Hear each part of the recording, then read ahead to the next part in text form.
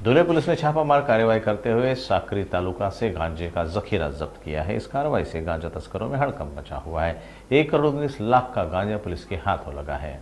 धुले police ने साकरी तालुका के देशी शिरवाड़े गांव के खेत पर छापामार कार्रवाई करते हुए ट्रैक्टर ट्रॉली से 1 करोड़ 19 लाख का गांजा और 6 लाख का ट्रैक्टर ट्रॉली जब्त कर ली। धुले स्थानीय अपराध शाखा और पिंपलनेर पुलिस की टीम ने संयुक्त रूप से यह कार्रवाई की। इस कार्रवाई से गांजा तस्करों में हड़कंप मच गया है। पुलिस को गोपनीय सूचना मिली कि पिंपलनेर के साकरी तालुका के मोहन देवचंद साबले मानव मस्तिष्क पर असर करने वाली गांजे जैसी नशीली दवा को देश शिरवाड़े शिवार स्थित अपने खेत से किसी वाहन में बेचने के इरादे से ले जा रहा है। इसके मुताबिक छापा मारते हुए इस बड़ी कार्रवाई को अंजाम दिया गया। इसकी जानकारी पुलिस अधीक्षक श्रीकांत धिवरे ने दी। देश शिरवाडे या शिवारामध्ये मोठ्या प्रमाणामध्ये गांजाची साठवण केलेली आहे अशी एक टीप आम्हाला मिळाली होती। त्या अनुषंगाने एलसीबीच्या टीमला आम्ही रवाना केला असता याच्यामध्ये एक ट्रॅक्टर उभा होता आणि त्याच्यामध्ये आपल्याला एकूण 18 प्लास्टिकच्या कोण्यांमध्ये एकूण 542 किलो गांजा आपण त्याच्यामध्ये पकडलेला आहे।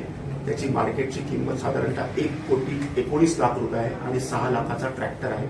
असा 1 कोटी 25 लाखांचा माल आपण आज जप्त केलेला आहे। याच्यामध्ये एक आरोपी आपण अटक केलेला आहे। त्याचं नाव आहे पोपट ओंकार बागुल। हा रायकोट तालुका साकरी येथील राहणार आहे आणि हा त्या शेतामध्येच काम करत होता। परंतु याच्यामध्ये मुख्य जो आरोपी आहे त्याचं नाव आहे मोहन देवचंद साबळे, राहणार पिंपळनेर तालुका साकरी। हा फरार आहे। त्याच्या अटक करून त्याच्यामध्ये आपल्याला पुढील हा माल कुठून आला होता, कुठे चालला होता, कुठे कुठे साठवण करण्यात होती, याच्यामधले जे काही लिंक्स आहेत त्याचे आपण तपासामध्ये निष्पन्न करून त्याप्रमाणे कारवाई करणार आहोत। सध्या एकूणच बघितलं त्याकडे तुम्हाला कल्पना असेल की शिरपूर तालुका या भागामध्ये तिथे आदिवासी समाजाचं प्राबल्य आहे, जिथे मध्य प्रदेशची बॉर्डर आहे, तिथे आपल्याकडे वनशेतीवर गांजांची कल्टिव्हेशन होत असतं।